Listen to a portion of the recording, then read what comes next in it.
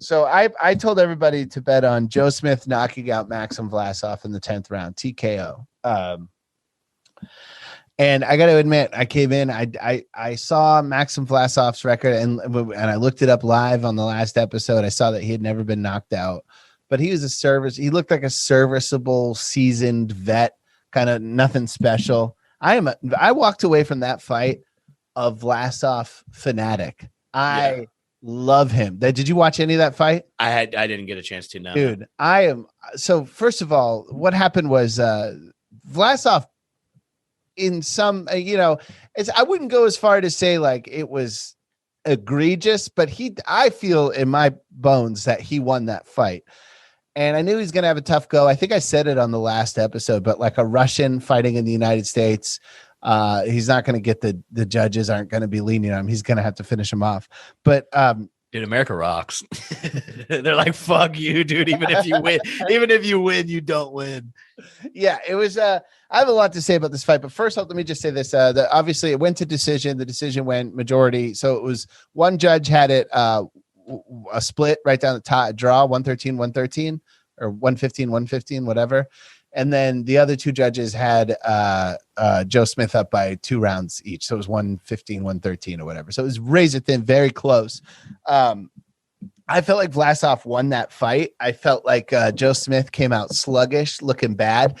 And one thing I love about Maxim Vlasov is have you ever watched Roy Jones Jr. fight?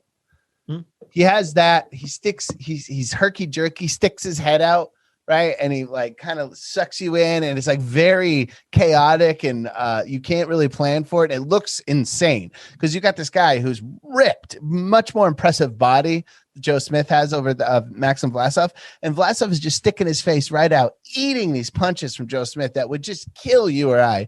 But overall, he just outboxed, more energy, more activity, more hits landed. And I became a big fan. And then through the story, through the fight, they show his wife and how she had like fucking planes, trains, and automobile adventure trying to get to see him fight. Yeah. And because of COVID, she had to go through 5 different countries, and she was like stopped in 3 of the countries.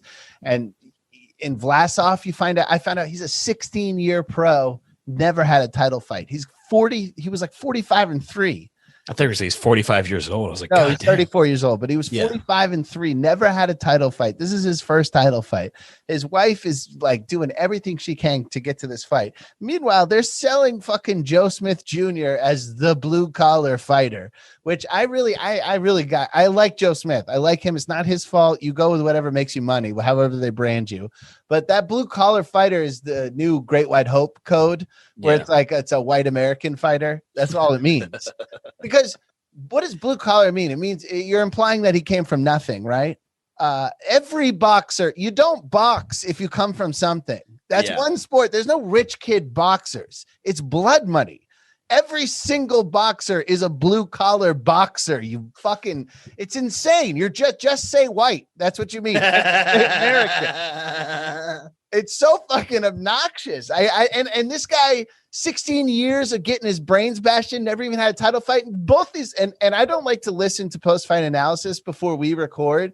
I know it's not a big deal, but I have fun giving my takes and my thoughts on a fight, and then seeing what Max Kellerman or Teddy Atlas and all them have to say, because I just want to see, I wonder how, they see it. And if I could cut it, in a high pressure boxing analysis, whatever, it's nerd loser shit. But I listened to Teddy Atlas before this.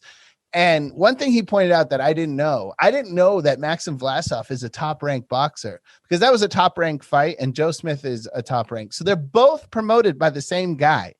The fight, it's Bob Arum owns Top Rank, but whoever was below him was at the fight. And at one point in this fight, Maxim Vlasov ducks a punch, and Joe Smith accidentally punches him on the back of the head, which is illegal. And if you get punched in the back of the head, the rules are you're allowed 5 minutes to recover.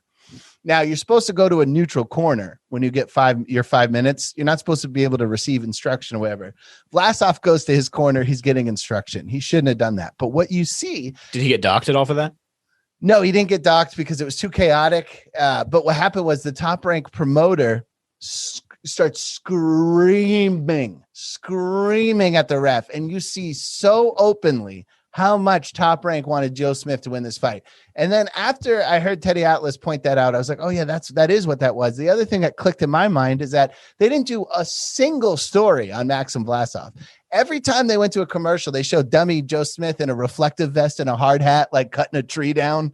And they're like, he's a member in good standing of the Tree Cutters Union, Local 632. And it's like, oh, you mean he's so bad at boxing, he still has a job? Like, why is it cool that he's a union? Yeah. I don't know. I just like, I started to it's not Joe's fault, but I started to turn on him because they're selling one guy as this blue collar fighter while they're rolling out the red carpet for him to have a victory. You got another guy who's been getting his brains bashed in for 16 years. This is his first title fight, and he fights the best fight of his fucking life, and nobody gives a shit. To me, that's a little more blue collar if you want to have a blue collar off.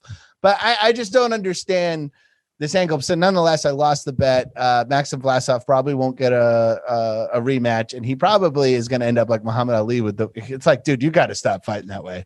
I mean, it's like really entertaining. I strongly recommend everybody watch this fight because it was 12 rounds of just fucking brawling. But when you use your head as kind of the way to tire out the other boxer, Yeah. I can't imagine, I think he would be having a hard time figuring out if he was up by 10 or 20. The Homer Simpson method of fighting is not what people should be actually doing.